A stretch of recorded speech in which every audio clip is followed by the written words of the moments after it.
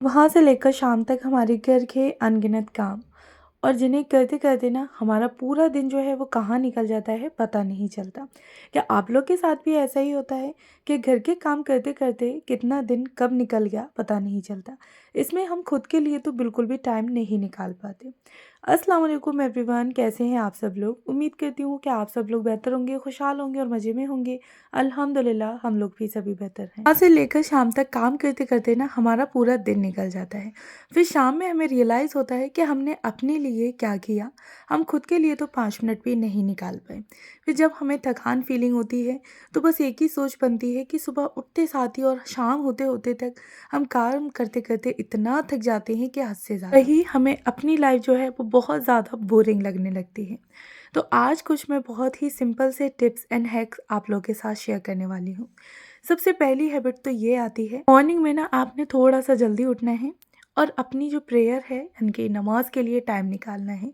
जब हम अपने दिन में थोड़ा-सा वक़्त नमाज़ के लिए निकालने लगेंगे, नमाज़ अदा करने लगेंगे और कोई भी अगर हमें परेशानी है, उसको हम अल्लाह ताला के सामने शेयर करेंगे, तो शायद ही है कि हमारी लाइफ़ के अंदर कोई भी प्रॉब्लम रहे। सारी प्रॉब्लम कैसे रिमूव हो जाएँगी, हमें पता भी नहीं चलेगा। अपनी अपनी लाइफ़ में डेली रूटीन में बस ये हैबिट अपनानी है कि मॉर्निंग में थोड़ा-सा जल्दी उठना है और जल्दी उठते साथ ही आपने नमाज़ अदा करनी है और थोड़ी बहुत कुरान पाक की तिलावत करनी है। बच्चे स्कूल जाते हैं तो हमें वैसे भी सुबह जल्दी ही उठना पड़ता है।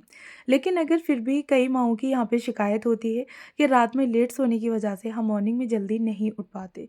तो रात में अपना सोने का जो टाइमिंग है वो इस तरह से सेट करें कि सुबह थोड़ा-सा आप जल्दी उठ सकें।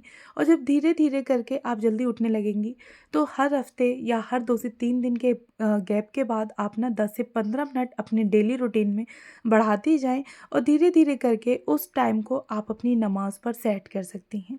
बस, फिर उसके बाद आपकी एक रूटीन और आपकी जो आदत है, वो बन जाएगी और फिर आपकी जो आँख है ना, वो खुद नमाज़ के टाइम पर खुलने लगेगी और फिर आपने बस उठ के नमाज़ अदा करनी है, थोड़ी-सी कुरान पाक की तिलावत करनी है, जिससे आपका दिन जो है वो अल्लाह के नाम से शुरू हो। फिर देखिएगा कि आपके दिन में ढेरों ढेर बरकतें होंगी और आपके जो काम हैं वो कैसे होते चले जाएँगे।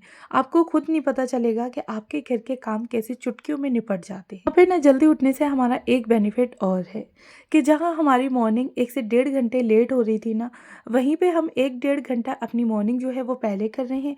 उठ के हमने नमाज़ भी अदा करी, कुरान पाक की तिलावत भी की, बहुत ही सुकून के साथ थोड़ी-सी अपनी केयर भी कर ली यानी कि स्किन केयर या फिर मॉर्निंग ड्रिंक वगैरह लेना और साथ ही ना हम घर के छोटे-मोटे काफ़ी सारे कामों को निपटा भी लिया।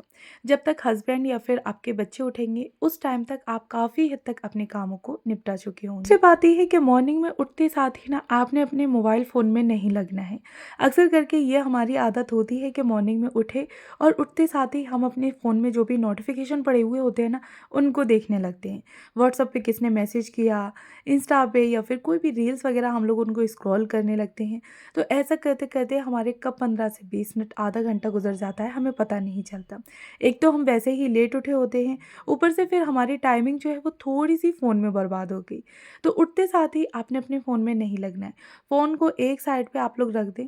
हाँ, अगर आपको दिख रहा है कि कोई अर्जेंट नोटिफ़िकेशन पड़ा हुआ है जो कि देखना ज़रूरी है, तो सिर्फ़ उसी को देखें। उसके बाद आप लोग फ़ोन के किसी और ऐप में एंट्री ना करें। ना जो हमारा टाइम का वेस्टेज है वो रुक जाएगा क्योंकि हमें उस टाइम पे पता नहीं चलता कि कब 10 से 15 मिनट गुज़र गए। हम लोग बस यही सोचते हैं कि अभी से 1-2 मिनट हुई हैं, तो कोई नहीं हम 1-2 मिनट और देख लेते हैं। बट वहाँ पे हमारा बहुत सारा टाइम चला जाता है। अच्छा, आज मैं आप लोग के साथ अपना मॉर्निंग रूटीन शेयर कर रही हूँ, जिसमें कि मैंने सुबह फ़जर से अपनी स्टार्टिंग की थी, नमाज़ अदा की, थोड़ी-सी कुरान पाक की तिलावत की।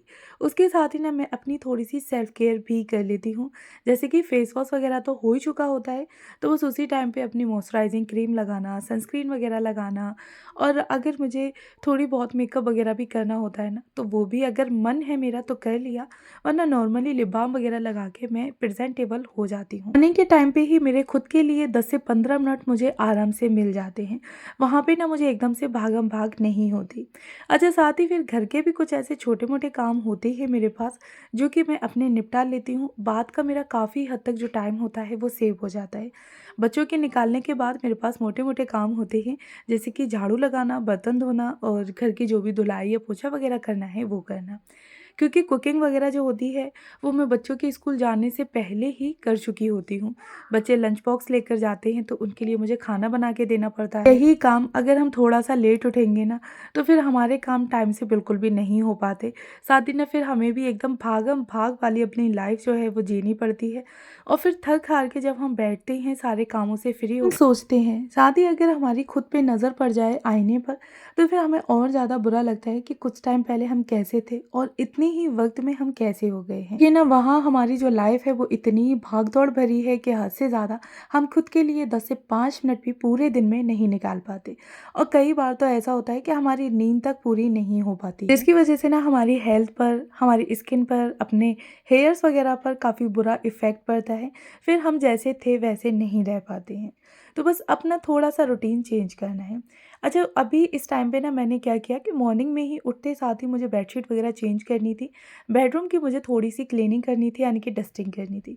तो बस झटपट से मैंने अपनी तिलावत की और तिलावत के बाद कुरान पाक को उठा के रख दिया उसी की जगह पे और जो भी मुझे काम करने थे ना बेडरूम के, तो मैं लग गई उसी के कामों में। सबसे पहले ना मैंने अपनी बेड की जो मुझे डस्टिंग वगैरह करनी थी वो कर दी। साथ ही ना मैंने लगे हाथ फिर बेडशीट भी चेंज कर दी। वैसे तो सोचा था कि बच्चों को निकालने के बाद मैं बेडशीट चेंज कर दूँगी, फिर सोचा कि नहीं, अब जब इतना काम कर ही दिया है तो मैं लगे हाथ जो बेडशीट है उसको भी चेंज कर देती हूँ। बेडशीट को चेंज करना और उसके बाद फिर मैं झटपट से आ गई थी किचन में, क्योंकि मुझे यहाँ पे ना अपने जो भी काम था यानी कि लंच बनाने की जो तैयारी थी वो करनी थी, क्योंकि बच्चों के लिए मुझे लंच बॉक्स घर से ही बना हुआ रखना होता है। दूसरी बात ये है कि आपने ना जो किचन के काम हैं उनको भी मैनेज करना बहुत ज़्यादा ज़रूरी है। अक्सर करके हमारा किचन में ना बहुत सारा टाइम स्पेंड होता है और फिर वहाँ पे हमें समझ में भी नहीं आ रहा होता कि हम बनाएँ क्या या करें क्या? तो आपने अपने किचन के कामों को भी इस तरह से सेट करके चलना है कि काम जो है वो हमारे टाइम से होते रहें और हमें पता भी ना चले। तो मैंने ना पहले ही 1 रात पहले ही सोच के रख लिया होता है कि मुझे ब्रेकफ़ास्ट में और लंच में क्या बनाना है, जिसकी ना मैं काफ़ी हद तक जो तैयारी होती है वो भी करके रख देती हूँ। जैसे कि मॉर्निंग में मुझे किचन में आके ये ना सोचना पड़े कि मैं बनाऊँ क्या? तो जब हम लोग अपनी 1 दिन पहले ही कुकिंग की तैयारी करके रखते हैं ना, तो वहाँ पे हमारे काम काफ़ी हद तक ईज़ी हो जाते हैं। अच्छा, साथ ही ना जब हमने ये सोचा है कि हमें नेक्स्ट डे मॉर्निंग में बनाना क्या है, तो उसकी फिर हम लगे हाथ काफ़ी हद तक जो प्रिपरेशन होती है, वो भी करके रख देते हैं। मुझे नेक्स्ट डे बनाने थे राजमा, तो राजमा को मैंने रात में ही भिगो के रख दिया। साथ ही उसके लिए फिर मुझे जो भी सब्जियों की ज़रूरत थी जैसे कि प्याज़, लहसुन, अदरक वगैरह, साथ ही ना टमाटर, तो मैंने वो भी फ्रिज में देख लिए कि हैं या नहीं। तो बस आपने इन चीज़ों को भी नोटिस अपने करते रहना है कि जब आप लोग कोई भी चीज़ एक बना रहे हैं यानी कि नेक्स्ट डे की आप लोग कोई भी मील प्लानिंग कर रहे हैं, तो वहाँ पे किचन में भी आपकी नज़र रहेगी कि कौन-सी सब्जियों की आपको ज़रूरत है या किस दाल में आपने क्या डाल के बनाना है, पालक वगैरह हो गई और भी काफ़ी सारी सब्जियाँ होती हैं। तो वो फिर हमें पता रहती हैं कि हमारे फ्रिज में कौन-सी सब्ज़ी पड़ी हुई है और कौन-सी ख़त्म हो गई है। तो टाइम रहते हम वही चीज़ मँगा भी लेते हैं। अच्छा, साथ ही ना फिर प्लानिंग करने से एक सहूलियत हमें और मिल जाती है कि चीज़ें बार-बार हमारी नहीं रिपीट होती। यानी कि हमें ये नहीं है कि आज दाल बनाई है, कल आलू बना लिए, परसों फिर हमें समझ में नहीं आ रहा, हम किचन में खड़े हैं, फिर लगा कि चलो भई दाल ही बना लेते हैं। तो इससे ना फिर बच्चे भी नुकराने लगते हैं, साथ ही ना फिर हस्बैंड को भी अच्छा नहीं लगता कि बार-बार वही चीज़ हम लोग मतलब खाने में खा रहे हैं। चीज़ों को रिपीट ना करें बल्कि उनको रोटेट करते रहें, जिससे कि हफ्ते भर में किसी भी एक चीज़ का लौट के नंबर आए। इस तरह से आप लोग अपनी एक जो मील प्लानिंग है वो डेली भी बना सकते हैं या फिर पूरे 1 वीक की भी आप लोग बना के रख सकते हैं। अच्छा, यहाँ ना मैंने राजमे की सब्ज़ी बना के रख दी, 1 पॉट मील बनाई थी, मुझे यहाँ बार-बार उसको उबालने का झंझट नहीं लगा।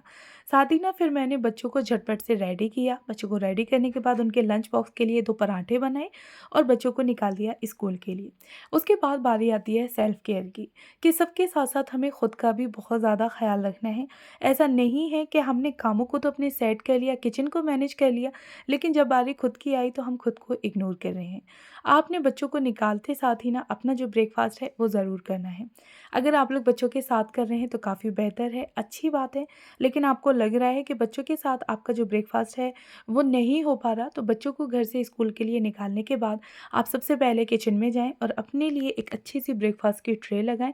उसके बाद ब्रेकफ़ास्ट करें, थोड़ा-सा रेस्ट करें और साथ ही फिर आप अपने दोबारा से जो काम है उनमें लग सकती हैं। ना लगातार काम करते-करते भी हमें थकावट फ़ील होने लगती है, चिड़चिड़ाहट होने लगती है और फिर काम करने का मन नहीं लगता। तो बस आपने अपने कामों के बीच-बीच में देखना है कि आप लोग 10 से 15 मिनट का रेस्ट लेते रहें। अगर आपको फ़ील हो रहा है कि आपको 1 डेढ़ घंटे का काम रेगुलर आपने कर लिया है, अब थकावट फ़ील हो रही है, तो बस वहाँ पे आप लोग रेस्ट कर लें। कुछ छोटा-मोटा स्नैक वग़ैरह आप लोग ले सकते हैं, खा सकते हैं। तो इस तरह से आपका जो घर के काम हैं, वो टाइम से होते भी रहेंगे, आप अपनी भी केयर कर सकती हैं और साथ ही ना फिर आपको अपने लिए बहुत सारा मी टाइम मिलेगा, रेस्ट का टाइम बात ये है कि घर में बिल्कुल भी वो सामान ना रखें जो कि ज़रूरत के नहीं हैं। अननेसेसरी सामान को आप लोग सुबह उठते साथ ही हटा दें या फिर उनको उन्हीं की जगह पे पहुँचा दें। हमारे घर में बहुत सारा सामान इकट्ठा नहीं होगा क्योंकि टाइम टू टाइम हम अपने घर को डिक्लटर करते रहे हैं। तो ज़्यादा सामान होने से भी फिर हमारा मन जो है वो काम करने में नहीं लगता और बहुत सारा हमारा टाइम स्पेंड होता है घर को साफ़ करने में। तो बस टाइम टू टाइम आपने अपने घर की डिक्लटरिंग करना बहुत ज़रूरी है। कैसा लगा मेरा आज का ब्लॉग मुझे कमेंट बॉक्स में बताइएगा ज़रूर और अगर फर्स्ट टाइम आप लोग मेरे चैनल पर हैं तो प्लीज़ मेरे चैनल को ज़रूर सब्सक्राइब करें, साथ में बेल आइकन को भी ऑन करना ना भूलें, जिससे कि मेरी किसी भी नई वीडियो का नोटिफिकेशन सबसे पहले आप तक कोशिश रहती है मेरी कि मैं ऐसे वीडियो आप लोग के साथ शेयर करूं जो कि आपकी डेली लाइफ में बहुत सारे हेल्पफुल हों। दुआओं में मुझे याद रखिएगा। मिलती हूँ नेक्स्ट वीडियो में। Thanks for watching.